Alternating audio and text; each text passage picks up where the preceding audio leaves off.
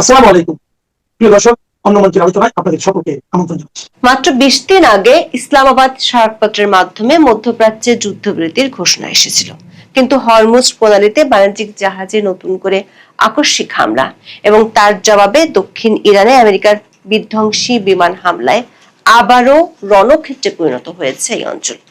পাল্টা জবাবে কুয়েত ও বাহরাইনের মার্কিন ঘাঁটিতে ইরানের 85টি ক্ষেপণাস্ত্র হামলা এবং যুক্তরাষ্ট্রের একটি অত্যাধুনিক ড্রোন ভূপাতিত করার ঘটনা পুরো অঞ্চলকে এক ভয়াবহ মহাযুদ্ধের দ্বার প্রান্তে দাঁড় করিয়ে দিয়েছে। চুক্তি বাতিলের স্পষ্ট ঘোষণা দিয়ে প্রেসিডেন্ট ডোনাল্ড ট্রাম্প অভিযোগ করেছেন ইরানিরা চরম মিথ্যাবাদী এবং এই সমঝোতা এখন সম্পূর্ণ আবর্জনা। এমন ঘোষণার মধ্য দিয়ে বিশ্ব বাজারে হু হু করে বাড়ছে তেলের দাম, যা বাংলাদেশের মতো দেশগুলোর জ্বালানি নিরাপত্তার জন্য এক অশনি সংকেত। শুধু কি অশনি সংকেত, নাকি তার চেয়ে বেশি কিছু অপেক্ষা করছে বাংলাদেশের মতো দেশগুলো, যাদের উপর মার্কিন যুক্তরাষ্ট্রের প্রভাব বেশি? মধ্যপ্রাচ্য সহ আন্তর্জাতিক সংবাদ মাধ্যমগুলোর বিশ্লেষণ হলো এবার ভয়াবহ যুদ্ধের দ্বার প্রান্তে মধ্যপ্রাচ্য, কারণ ট্রাম্প এরই মধ্যে শুধু চুক্তি বাতিলের ঘোষণাই দেননি, ইরানের ঘাঁটিগুলো উড়িয়ে দেওয়ার ঘোষণাও দিয়েছেন। তার আগে তুরস্ককেও ম্যানেজ করে রেখেছেন, আর এই সুযোগের অপেক্ষায় ছিল ইসরায়েল। বিস্তারিত জানতে চলুন যাওয়া যাক বিশ্লেষণে।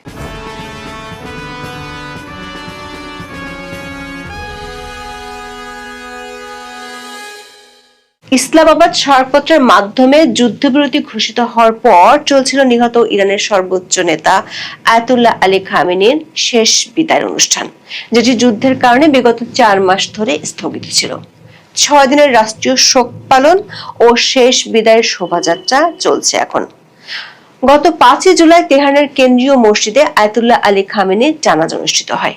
8 জুলাই ইরাকের নাজাফ শহরে নিয়ে যাওয়া হয় খামেনির মরদেহ। সেখানে অনুষ্ঠিত শোকযাত্রায় অংশ নিয়েছে লাখো লাখো মানুষ। নাজাফ থেকে খামেনির লাশ কারবালা শহরে নেওয়ার কথা রয়েছে। 9 জুলাই তার লাশ খামেনির জন্মস্থানে দাফন করার কথা রয়েছে। কিন্তু এরই মধ্যে হরমুজ প্রণালীর জলসীমা নিয়ে চরম দ্বন্দ্ব দেখা দিয়েছে। ইসলামাবাদ স্মারকপত্রের 5 নম্বর অনুচ্ছেদ অনুযায়ী হরমুজ প্রণালী দিয়ে 60 দিনের জন্য নিরাপদ জাহাজ চলাচলের কথা আছে, কিন্তু ইরান দাবি করে তাদের জলসীমা দিয়ে যাতায়াতকারী প্রতিটি জাহাজকে অবশ্যই ইরানের নৌবাহিনীর কমান্ডের অধীনে এন্ট্রি রুট অনুসরণ করতে হবে এবং ট্রানজিট ফি দিতে হবে। ওমান এই সংঘাত এড়াতে তাদের নিজস্ব জলসীমায় উপকূল ঘেঁষে একটি নিরাপদ নৌ করিডোর প্রস্তাব করে, যা ব্রিটিশ ও ফরাসি নৌবাহিনী সুরক্ষার গ্যারান্টি দেয়। কিন্তু ইরান তাতে ক্ষেপে যায়। দেশটি হুঁশিয়ারি দিয়ে বলেছে, ওমানি করিডোর ব্যবহারকারী যে কোনো জাহাজকে তারা শত্রু মনে করবে এবং তাদের নিরাপত্তা নিশ্চিত করা সম্ভব হবে না। এই চরম উত্তেজনার মধ্যে 7 জুলাই মধ্যরাতে হরমুজ প্রণালী দিয়ে যাওয়া ওমানি করিডোর ব্যবহারকারী 3টি বিশাল বাণিজ্যিক জাহাজের উপর আকস্মিক ড্রোন ও ক্ষেপণাস্ত্র হামলা চালানো হয়। এই নজিরবিহীন হামলা বিশ্ব বাণিজ্যে চরম আতঙ্ক সৃষ্টি করে। কাতার সরকার তাদের ইতিহাসে প্রথম কোন জাহাজে হামলার তীব্র নিন্দা জানিয়ে তেহরানের উপরাষ্ট্রদূতকে তলব করে আনুষ্ঠানিক প্রতিবাদ লিপি পাঠায়। সৌদি আরবের পররাষ্ট্র মন্ত্রণালয় একে বৈশ্বিক জ্বালানি প্রবাহের উপর সরাসরি আক্রমণ হিসেবে বর্ণনা করে, যদিও ইরান আনুষ্ঠানিকভাবে এই হামলার দায় স্বীকার করেনি। কিন্তু তাদের সামরিক কমান্ড থেকে জানানো হয় তারা অনুমোদন নেই এমন রুট ব্যবহারকারী কোনো জাহাজের নিরাপত্তা দিতে বাধ্য নয়। এই হামলার খবর ছড়িয়ে পড়ার সাথে সাথেই ওমানি করিডোরে থাকা অন্তত 11টি বাণিজ্যিক জাহাজ তাদের যাত্রা বাতিল করে ওমানি জলসীমায় নোঙর ফেলে এবং সমগ্র হরমুজ প্রণালীর নিরাপত্তা হুমকি উদ্বেগজনক স্তর থেকে মারাত্মক স্তরে উন্নীত করা হয়। হরমুজ প্রণালীর এই জাহাজ হামলাকে মার্কিন যুক্তরাষ্ট্র ইসলামাবাদ স্মারকপত্রের চরম লঙ্ঘন হিসেবে ঘোষণা করে। 7 জুলাই মঙ্গলবার রাতে মার্কিন ট্রেজারি বিভাগ ইরানের তেল বিক্রির জন্য জারি করা বিশেষ কর ছাড়া লাইসেন্স বাতিল করে আবার তীব্র নিষেধাজ্ঞা আরোপ করে। এর মাত্র কয়েক ঘন্টার মধ্যে 8 জুলাই ভোরের আলো ফোটার আগেই মার্কিন বিমান বাহিনী এবং নৌবাহিনী দক্ষিণ ইরানে অবস্থিত ইরানের নৌ ও রাডার সক্ষমতা নিশ্চিহ্ন করার জন্য এক বিশাল শাস্তিমূলক ও মারাত্মক বিমান হামলা শুরু করে।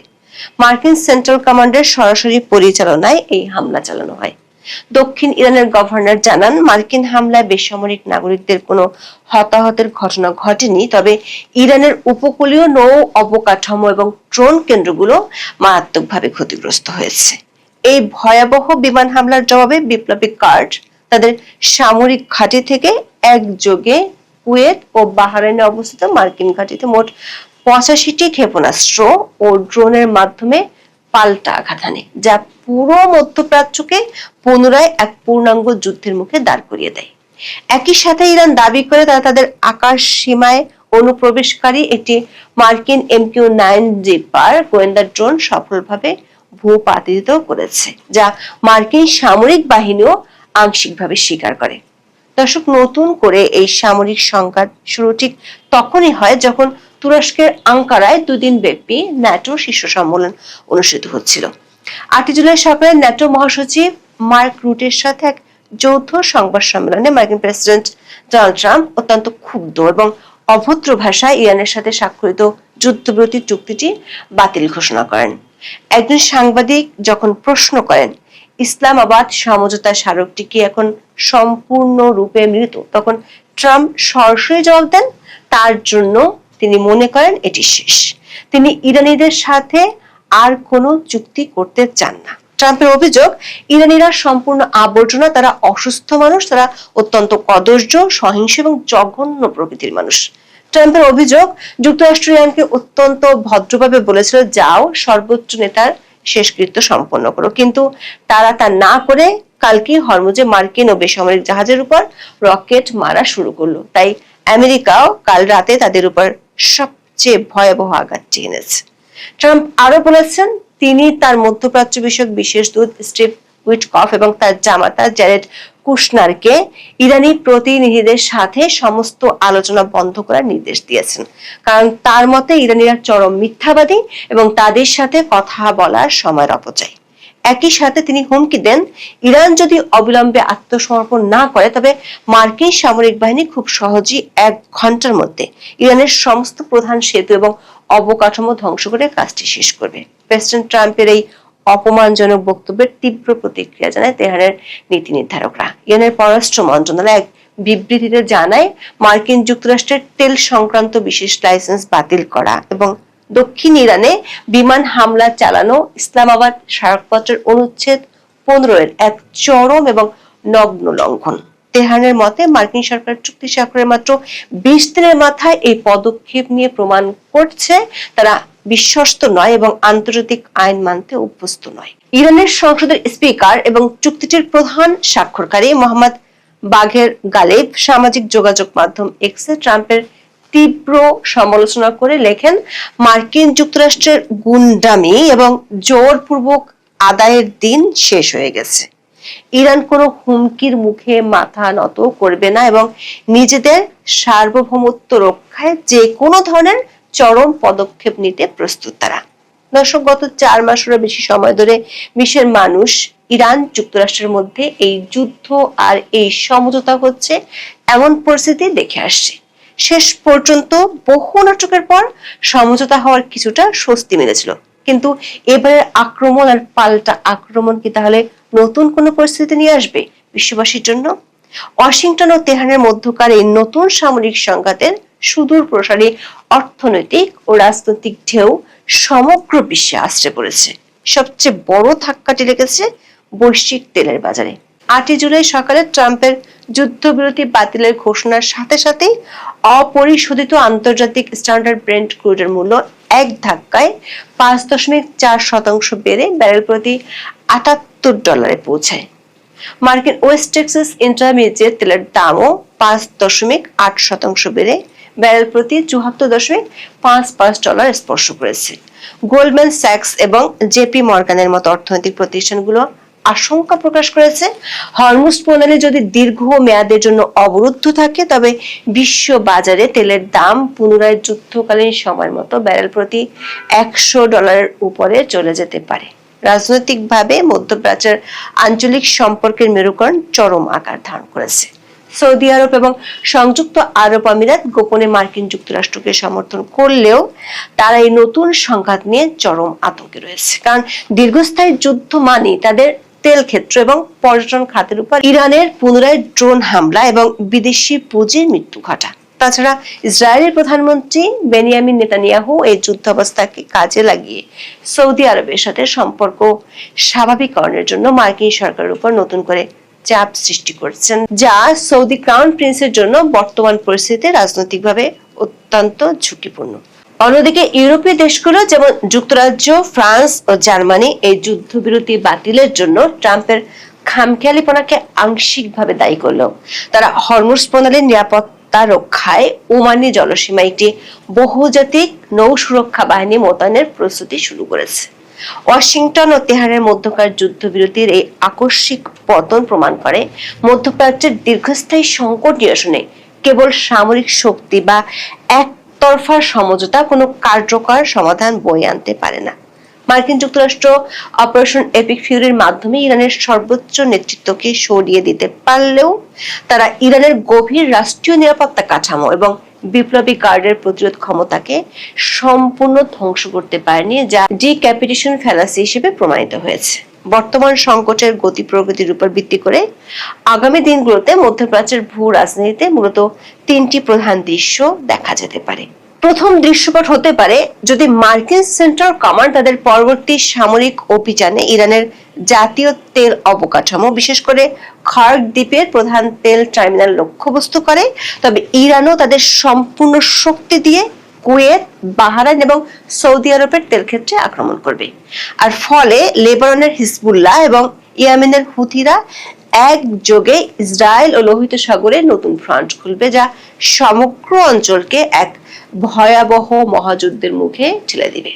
দ্বিতীয় দৃশ্যপটে ট্রাম্প প্রশাসন ইরানের উপর সম্পূর্ণ অবরোধ বজায় রাখবে এবং ইরানও সরাসরি যুদ্ধ এড়িয়ে হরমুজ প্রণালী দিয়ে যাতায়াতকারী বাণিজ্যিক জাহাজগুলোর উপর নিয়মিত ড্রোন ও গেরিলা আক্রমণ চালিয়ে বিশ্ব বাজারে অস্থিরতা সৃষ্টি করতে থাকবে। এই অবস্থায় কোনো আনুষ্ঠানিক চুক্তি থাকবে না, বরং মধ্যপ্রাচ্য এক চিরস্থায়ী অস্থিতিশীলতার মধ্য দিয়ে যাবে। তৃতীয় দৃশ্যপট হিসেবে বলা যায়, যদি মার্কিন অর্থনীতিতে তেলের মূল্য বৃদ্ধির চরম নেতিবাচক প্রভাব পড়ে এবং ইরানের নতুন সর্বোচ্চ নেতা মোস্তফা খামেনি তার অভ্যন্তরীণ শাসন টিকিয়ে রাখতে বাধ্য হন, তবে পাকিস্তান ও কাতারের মধ্যস্থতায় পুনরায় ইসলামাবাদ স্মারকপত্রের একটি নতুন সংস্করণ বা ইসলামাবাদ 2.0 নিয়ে আলোচনা শুরু হতে পারে। তবে ডোনাল্ড ট্রাম্পের বর্তমান ক্ষুব্ধ অবস্থান বিবেচনা করলে এই সম্ভাবনা অত্যন্ত কম। নতুন করে দেখা দেয়া এই সংঘাত যদি আরো তীব্র হয় এবং আগের মতোই হরমুজ প্রণালী বন্ধ হয়ে যায়, তাহলে বাংলাদেশের উপর তার কি প্রভাব পড়বে? এর আগের বার জ্বালানি সংকটে বাংলাদেশকে মারাত্মকভাবে ভুগতে হয়েছে। সাম্প্রতিক সময়ে কূটনৈতিক তৎপরতাগুলোতে বাংলাদেশের উপর মার্কিন প্রভাব বেশ স্পষ্ট হয়ে উঠেছে। বাণিজ্য চুক্তির পর প্রথমবারের মতো বাংলাদেশের জাতীয় সংসদ প্রাঙ্গণে মার্কিন স্বাধীনতা দিবসের অনুষ্ঠান হওয়ার বিষয়টি নিয়ে দেশের অভ্যন্তরেও সমালোচনা হচ্ছে। ইরান যুদ্ধ চলাকালে একাধিকবার ঢাকায় দেশের রাষ্ট্রদূত তাদের অসন্তুষ্টির কথা প্রকাশ্যে বলেছিলেন। এর মধ্যে মার্কিন যুক্তরাষ্ট্রের পক্ষের দেশগুলোর জন্য নতুন করে হুমকি দিয়েছে ইরান। দেশটি বলেছে, মার্কিন সামরিক বাহিনীর যে কোনো আগ্রাসন সহায়তা বা সমর্থন দেওয়া হলে সেই সমর্থনের উৎসকে নিজেদের সশস্ত্র বাহিনীর জন্য বৈধ লক্ষ্যবস্তু হিসেবে বিবেচনা করা হবে। বাংলাদেশ তার বার্ষিক চাহিদার প্রায় 6.2 মিলিয়ন টন অপরিশোধিত ও পরিশোধিত জ্বালানি তেল এবং বিপুল পরিমাণ এলএনজি আমদানি করতে মূলত হরমুজ প্রণালীর উপর নির্ভরশীল। মার্কিন সরকারের সাথে ঘনিষ্ঠ সম্পর্কের কারণে ইরান যদি বাংলাদেশকে দেওয়া সেফ প্যাসেজ বা বিশেষ ছাড় সুবিধা বাতিল করে দেয়, তবে বাংলাদেশের জ্বালানি সরবরাহ চেন সম্পূর্ণ অবরুদ্ধ হয়ে পড়তে পারে, যা দেশের বিদ্যুৎ ও শিল্প খাতকে তীব্র সংকটে ফেলবে। দর্শক, এই যুদ্ধবিরতির অপমৃত্যু এবং খামেনির শেষ বিদায়ের অনুষ্ঠানে রাজনৈতিক উস্কানি মধ্যপ্রাচ্যকে এমন এক অতল গহ্বরে নিক্ষেপ করেছে, যেখান থেকে ফিরে আসার কূটনৈতিক পথগুলো প্রায় সম্পূর্ণ বন্ধ হয়ে গেছে। ওয়াশিংটন ও তেহরানের মধ্যকার এই অহমিকা ও পেশি শক্তির লড়াইয়ে শেষ পর্যন্ত কে বিজয়ী হবে তা অনিশ্চিত। তবে বৈশ্বিক অর্থনীতি এবং মধ্যপ্রাচ্যের সাধারণ মানুষের জন্য যে এক নতুন দুর্যোগ ধেয়ে আসছে তা এখন সম্পূর্ণরূপে স্পষ্ট। এখন এই পর্যন্ত। সবাই ভালো থাকুন, সুস্থ থাকুন, নিরাপদে থাকুন। দেখা হবে আগামী পর্বে।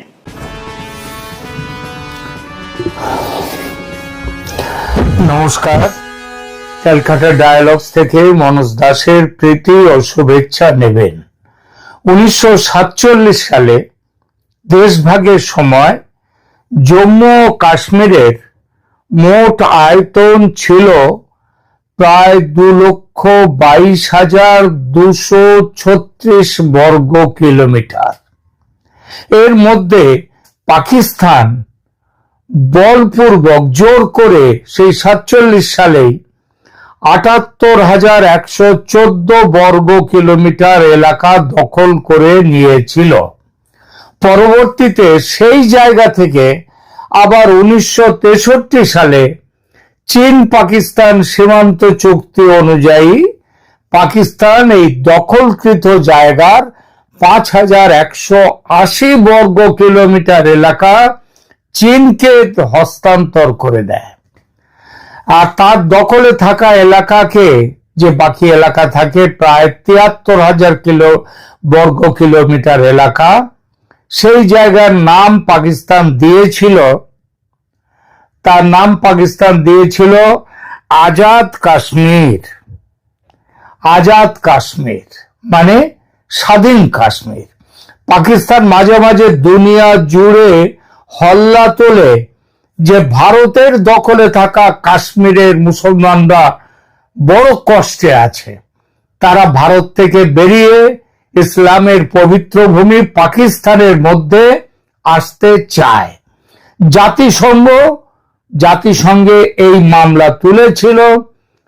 জাতিসংঘকে মাঝে মাঝেই তুলতো যে দেখুন বিষয়টা, শুধু দাবি তুলে যে বসেছিল পাকিস্তান সেটা নয়, কাশ্মীরের কাশ্মীরকে দখল করতে হবে সেই উদগ্র বাসনায় পুষে রেখেছে হাজার হাজার সন্ত্রাসী। দেশের উন্নতি না করে হাজার হাজার কোটি টাকা খরচ করে সন্ত্রাসীদের লালন পালন করে গেছে পাকিস্তান একটাই লক্ষ্য নিয়ে। সেই লক্ষ্যটা হলো কাশ্মীর চাই, কাশ্মীরকে বিচ্ছিন্ন করতেই হবে ভারত থেকে। যেমন এই মুহূর্তে পাকিস্তান পবিত্র কর্তব্য হিসেবে ঠিক করেছে ভারতের শিলিগুড়ি করিডর বা চিকেন স্নেক কেটে দিয়ে উত্তর পূর্ব ভারতের 7 সিস্টার্সকে ভারত থেকে বিচ্ছিন্ন করা, আর বিচ্ছিন্ন করে নিজে ভোগ করতে পারবে না, তুলে দেবে চীনের হাতে। যেমন দিয়েছে কাশ্মীরের কয়েক হাজার বর্গ কিলোমিটার। সেই উদ্দেশ্য নিয়ে বাংলাদেশে এত যাওয়া আসা, এত ভাব ভালোবাসা, পরিণাম কি হবে? কি আবার পাকিস্তান নিজে মরেছে, এবার মারবে বাংলাদেশকেও। 71-এ শোধ তুলতে হবে না? সেই মহাভারতের শকুনি মামার রোল। দুর্যোধনকে ভালোবাসা নয়, কৌরবদের ভালোবাসা নয়, কৌরবদের ধ্বংস করাটাই ছিল শকুনি মামার লক্ষ্য। থাক সে কথা। আসি পাকিস্তানের দখলে থাকা কাশ্মীরের হাল এখন কি সেই আলোচনায়। দেখা যাক ইসলামের পবিত্র ভূমি পাকিস্তানে আজাদ কাশ্মীরের মুসলমানরা কেমন সুখে আছে। বন্ধুরা, ভাবুন তো, এমন একটা অঞ্চলের কথা যেখানে বিদ্যুৎ তৈরি হয় উপচে পড়া নদী থেকে, অথচ সেখানকার মানুষকেই সবচেয়ে বেশি দামে বিদ্যুৎ কিনতে হয়।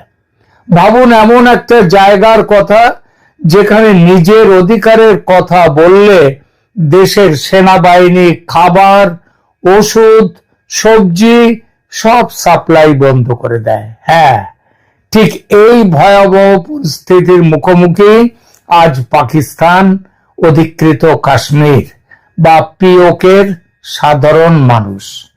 গত কয়েক সপ্তাহ ধরে পাকিস্তানের এই যে আজাদ কাশ্মীর বা অধিকৃত কাশ্মীর এলাকায় রাওয়ালকোট সহ পাকিস্তানের অকুপাইড কাশ্মীরের বিস্তীর্ণ অঞ্চল জুড়ে লাখো লাখো মানুষ রাস্তায় নেমে এসেছে।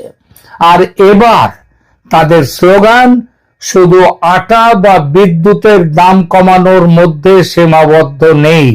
এবার তারা সরাসরি ইসলামাবাদের বুক কাঁপিয়ে স্লোগান দিচ্ছেন, আমরা পাকিস্তানের অংশ নই, জম্মু কাশ্মীর আমাদের, পাকিস্তান এখান থেকে দূর হতো। এই খবর যে শুধু ভারতের মিডিয়া দিচ্ছে তা নয়, এই খবর দিচ্ছে অজস্র আন্তর্জাতিক সংবাদ মাধ্যম। ফার্স্ট পোস্ট সংবাদ মাধ্যমে হেডলাইন দিয়েছে, দেখুন পড়ছি, একটু দেখাচ্ছি, দেখছেন এই শিরোনাম দেখুন, ফার্স্ট পোস্ট নিউজ মাধ্যম, সেখানে লেখা হয়েছে, হেডিং দেয়া হয়েছে, ও যে পাকিস্তানের রাওয়ালকোটের সেই বিক্ষোভ, তার heading, we are not part of Pakistan, Pak occupied Kashmir, PoK protests escalate amid food supply crisis. তার মানে যে পাকিস্তান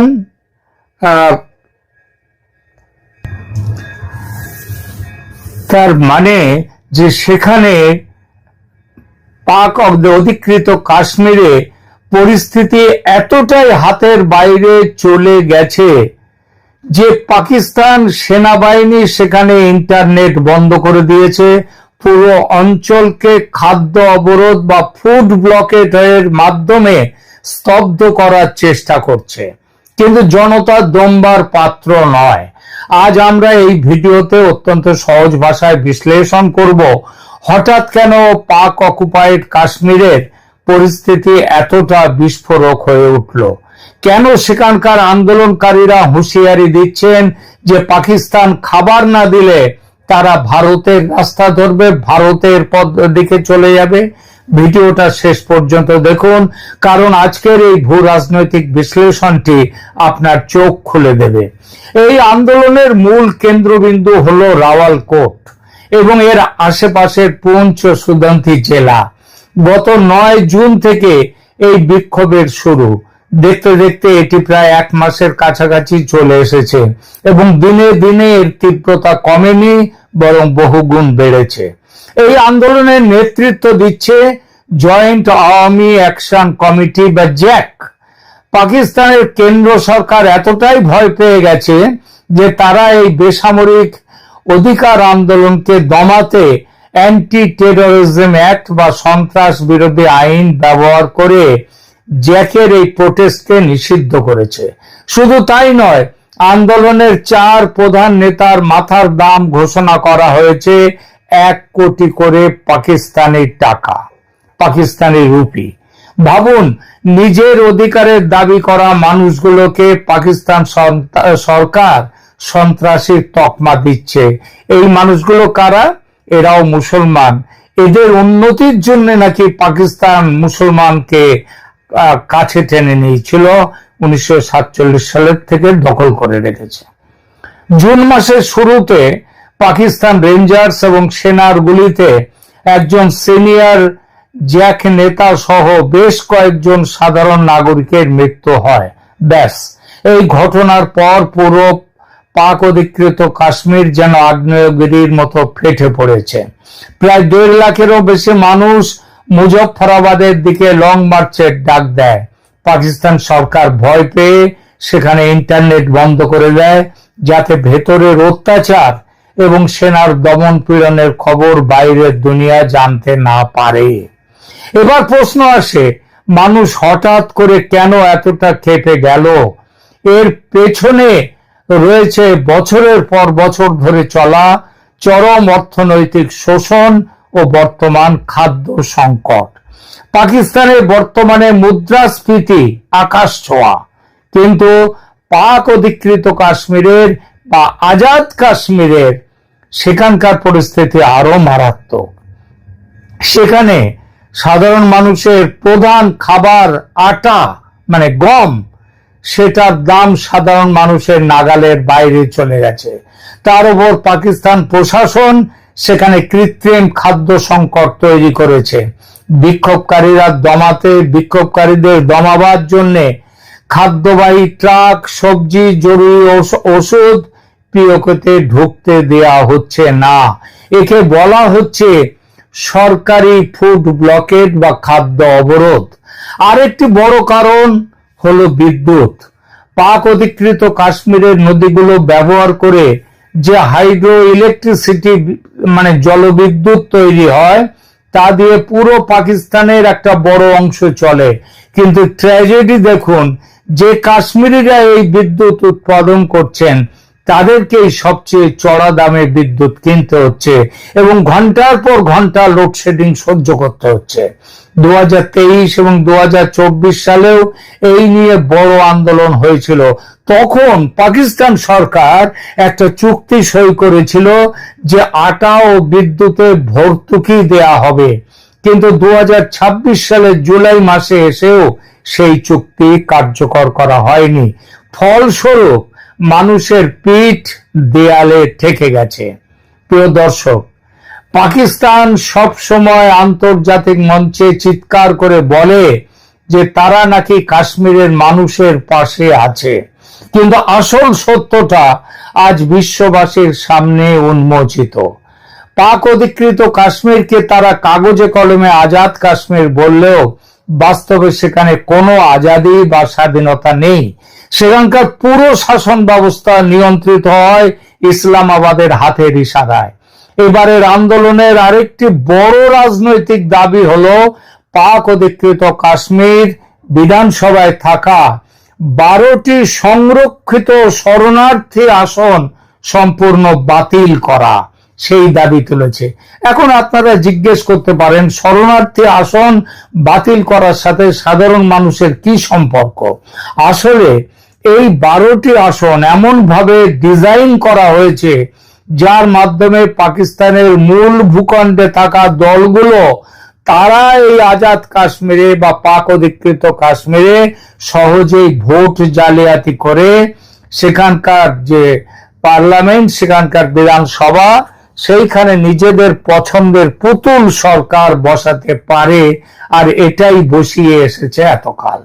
স্থানীয় কাশ্মীরি অ্যাক্টিভিস্ট এবং সাধারণ মানুষ পরিষ্কার বুঝতে পেরেছেন যে এই আসনগুলোর মাধ্যমে ইসলামাবাদের নেতারা কাশ্মীরের প্রকৃত জনমতকে ধামাচাপা দেয় এবং তাদের গণতান্ত্রিক অধিকার কেড়ে নেয়। মানুষ এখন আর কোনো পুতুল সরকার বা সেনা শাসক তার অধীনে বাঁচতে রাজি নয়। তারা নিজেদের ভোটাধিকার এবং মর্যাদার অধিকার ফেরত চান। এবার আসি এই পুরো প্রতিবেদনের সবচেয়ে বড় এবং চাঞ্চল্যকর জায়গায়। রাওয়ালকোটের ঈদগাহ ময়দানে দাঁড়িয়ে আন্দোলনের অন্যতম শীর্ষ নেতা সর্দার আমান খান এবং অন্যান্য বক্তারা সরাসরি পাকিস্তানকে হুঁশিয়ারি দিয়ে কি বলেছেন জানেন? তারা বলেছেন, আমাদের রেশন বা আটার ভয় দেখিও না, আমাদের পাকিস্তানের কোনো সাহায্যের দরকার নেই, বরং পাকিস্তানের প্রয়োজন আমাদের। যদি তোমরা আমাদের খাদ্য নিত্য প্রয়োজনীয় জিনিসপত্রের ওপর এই অবরোধ তুলে না নাও, তবে আমরা নিয়ন্ত্রণ রেখা পেরিয়ে ভারতের সাথে বিকল্প বাণিজ্য পথ বা অল্টারনেটিভ ট্রেড রুট চালু করতে বাধ্য হব। একটু ভেবে দেখুন, যে পাকিস্তান গত 70 বছর ধরে কাশ্মীরের নাম ভাঙিয়ে সারা দুনিয়াতে রাজনীতি করেছে, আজ সেই কাশ্মীরের মানুষই পাকিস্তানের অত্যাচার থেকে বাঁচতে ভারতের দিকে তাকানোর কথা বলছে। পিওকের মানুষ সোশ্যাল মিডিয়ায় এবং বিভিন্ন সামাজিক মাধ্যমে দেখছেন যে মাত্র কয়েক কিলোমিটার দূরে ভারতের জম্মু কাশ্মীরে কিভাবে উন্নয়ন হচ্ছে। সেখানে এইমস হাসপাতাল তৈরি হচ্ছে, আইআইটি তৈরি হচ্ছে, বন্দে ভারত ট্রেন চলছে, আন্তর্জাতিক স্তরের ইনফ্রাস্ট্রাকচার তৈরি হচ্ছে, আর অন্যদিকে পাকিস্তানের অধীনে থেকে তারা দুমুঠো আটা আর বিদ্যুতের জন্য হাহাকার করছে। এই তুলনামূলক সত্যটাই আজ পিওকের মানুষকে পাকিস্তানের বিরুদ্ধে বিদ্রোহ করতে বাধ্য করেছে। প্রিয় দর্শক, পাক অধিকৃত কাশ্মীরের এই প্রবল আন্দোলন একটি পরিষ্কার ইঙ্গিত দিচ্ছে, ধর্মের নামে ইসলামাবাদ বা পাকিস্তান সরকার বন্দুকের নল চালিয়ে আর বেশি দিন পাকিস্তান অধিকৃত কাশ্মীরের মানুষের কণ্ঠস্বর চেপে রাখতে পারবে না। অর্থনৈতিক দেউলিয়াপনা এবং রাজনৈতিক শোষণের যে নীতি পাকিস্তান বছরের পর বছর ধরে চালিয়ে এসেছে, আজ তা তাদের নিজেদের অস্তিত্বের সংকট তৈরি করেছে। এখন দেখার বিষয়, পাকিস্তান সেনাবাহিনী এই গণ আন্দোলনকে দমন করতে আর কতটা নিচে নামে, নাকি শেষ পর্যন্ত আন্তর্জাতিক চাপ এবং জনতার শক্তির কাছে তাদের নতি স্বীকার করতে হয়।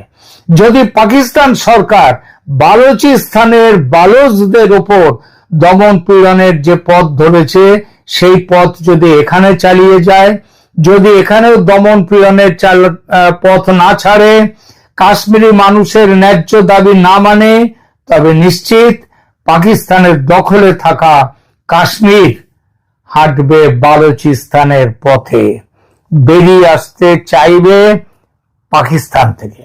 তারা ভারতের কাছে ইতিমধ্যে আকুল আবেদন শুরু করে দিয়েছে, বালুচদের মতো আমাদেরও নিয়ে নাও ভারতের মধ্যে, আমাদের বাঁচাও। প্রিয় দর্শক, এই বিষয়ে ভারতের অবস্থান কি হওয়া উচিত বলে আপনি মনে করেন? প্রিয়কের এই পরিস্থিতি কি কাশ্মীরের ইতিহাসে এক নতুন অধ্যায়ের সূচনা করবে? আপনার মূল্যবান মতামত নিচে কমেন্ট করে অবশ্যই জানান। ভিডিওটি ভালো লাগলে এবং তথ্যবহুল মনে হলে একটি লাইক করুন, বন্ধুদের সাথে শেয়ার করুন এবং এই ধরনের নিখুঁত ভূ রাজনৈতিক বিশ্লেষণের জন্য ক্যালকাটা ডায়ালগস চ্যানেলটি সাবস্ক্রাইব করে বেল আইকনটি প্রেস করতে ভুলবেন না। দেখা হবে পরের ভিডিওতে। ধন্যবাদ।